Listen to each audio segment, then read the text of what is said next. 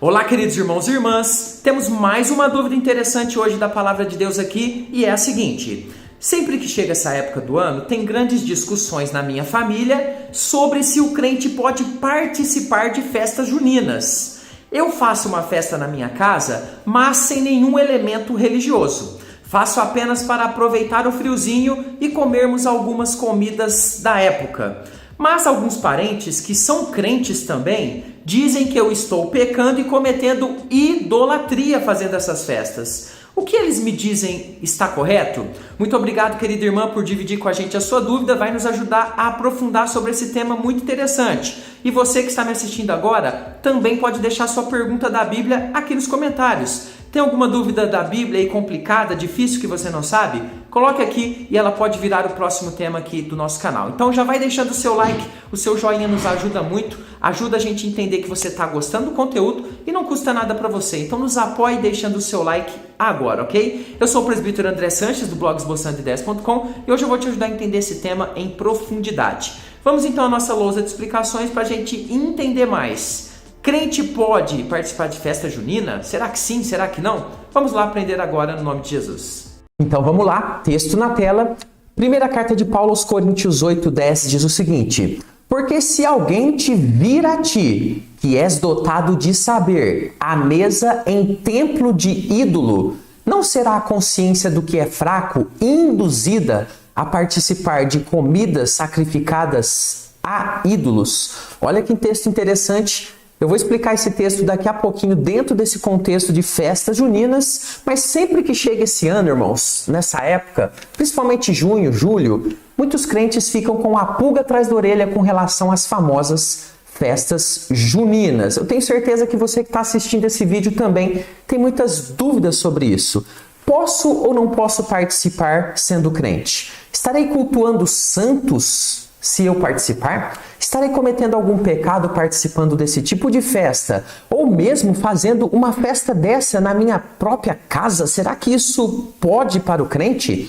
E na escola do meu filho, vai ter uma festa junina lá. Posso deixá-lo participar?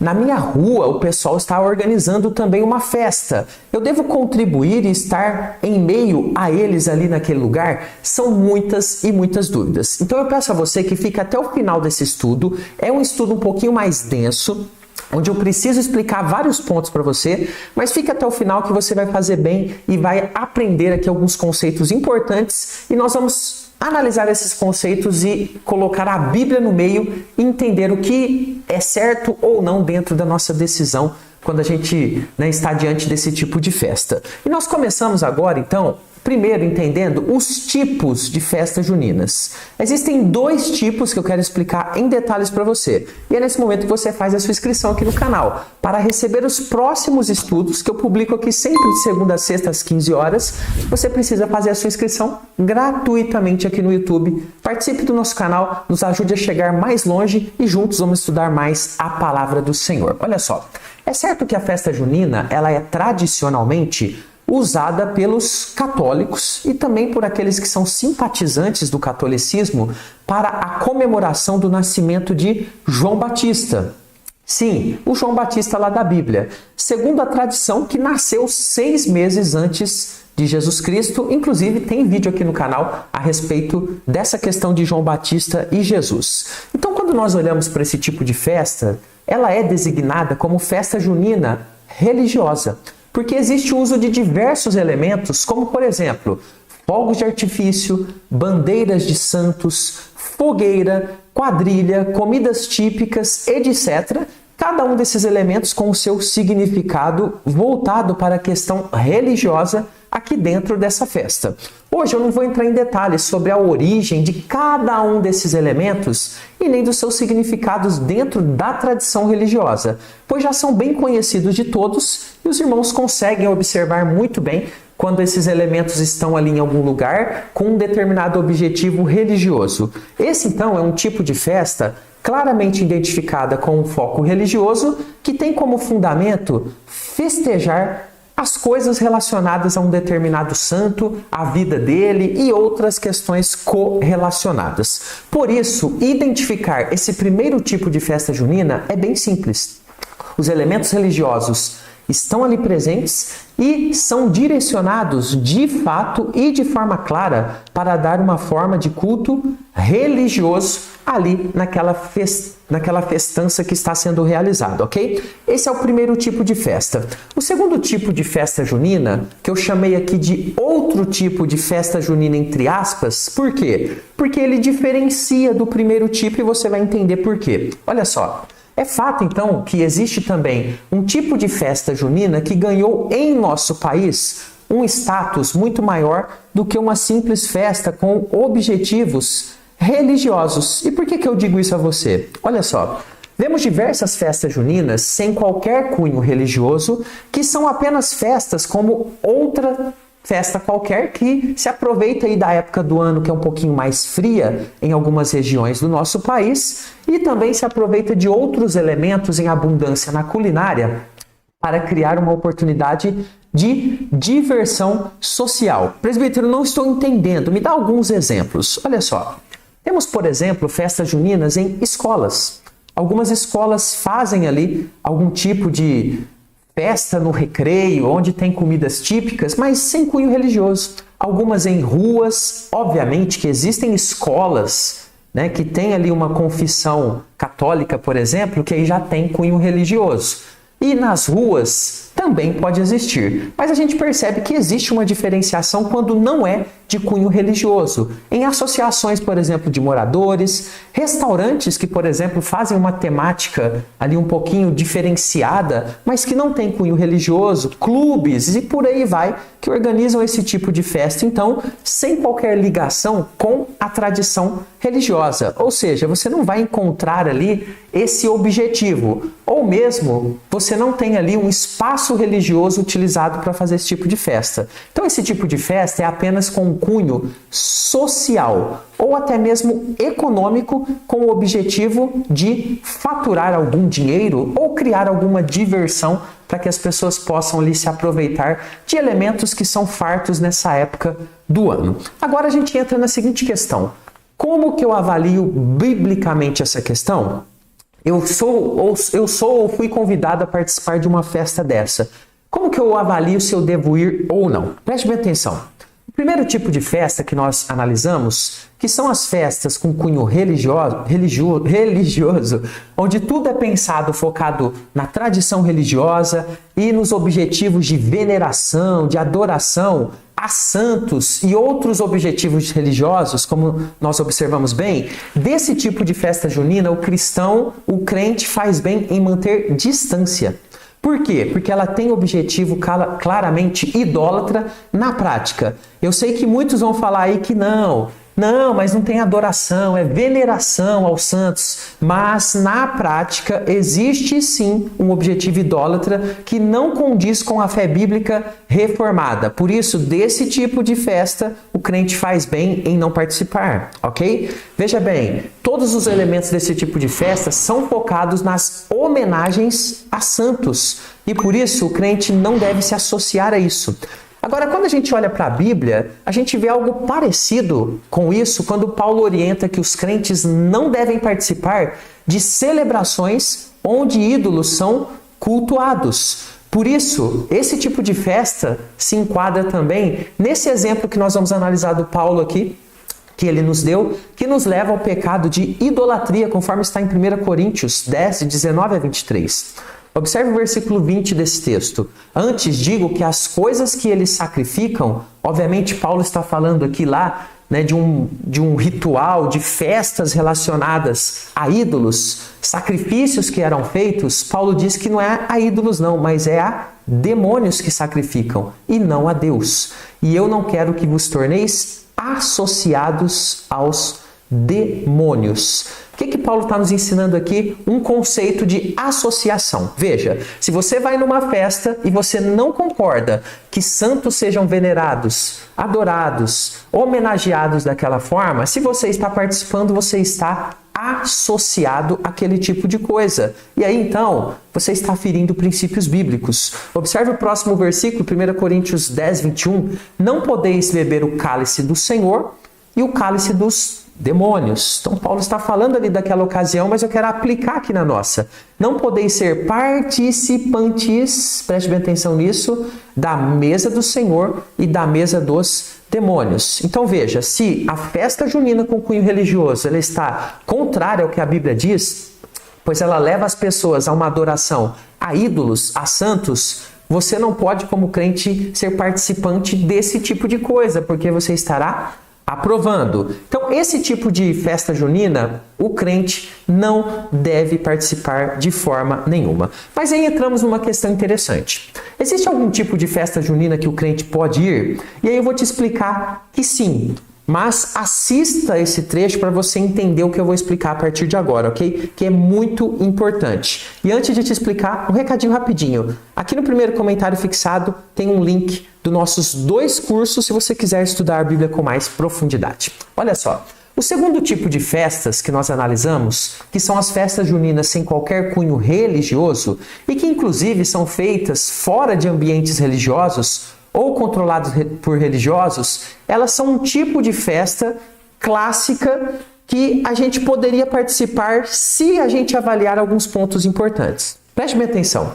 Esse exemplo clássico de festa, que são realizadas, por exemplo, em escolas, ou mesmo você mesmo, como a irmã que nos fez pergunta aqui, faz na sua casa, você compra lá um milho, uma paçoquinha, você faz um caldo e você chama uns amigos ali para comer. Esse tipo de festa não tem qualquer tipo de reza, imagens sacras, nem elementos de culto e para cultuar ídolos. Nesse sentido, qual seria o problema em participar desse tipo específico de festa? Veja, se não existe qualquer culto a elementos estranhos à Bíblia, se não há nada que configure idolatria, qual seria o pecado? Creio que nenhum. Seria o mesmo que estar em uma festa qualquer que frequentamos em outras épocas e outras ocasiões do ano. Por exemplo, preste bem atenção nisso. Muitos fazem, a grande maioria das pessoas, a festa de Ano Novo, não é verdade? E a festa de Ano Novo de muitas pessoas, ela é regada a crendices, superstições e nós temos lá as questões, por exemplo, de pular onda, de oferendas, lá a Iemanjá, né? Você conhece todas essas questões. Tem esse tipo de pessoa que faz da festa de Ano Novo esse tipo de festa. Agora veja, e tem, claro, várias outras coisas reprováveis. Agora veja, o crente também, ele pode comemorar o Ano Novo quando ele faz a sua festa festejando de uma forma para adorar o Senhor Deus, para comemorar a vida, um novo ano que o Senhor está dando. Então veja que no Ano Novo a gente comemora, né, mesmo que outras pessoas comemorem errado. Então esse é um exemplo interessante. Agora alguns argumentam que nessas festas juninas, né, que não existe o fator religioso, mas tem o fator das comidas típicas que estão lá. Logo, alguns dizem o seguinte, olha, de alguma forma nós estamos pecando sim em comer esse tipo de comida, que pode ter sido consagrada a ídolos para serem usadas nessa época do ano. Então o crente não pode comer paçoquinha, amendoim, porque está tudo consagrado para as festas juninas. Veja, sobre essa questão, eu penso que toda comida, em última instância, vem de quem?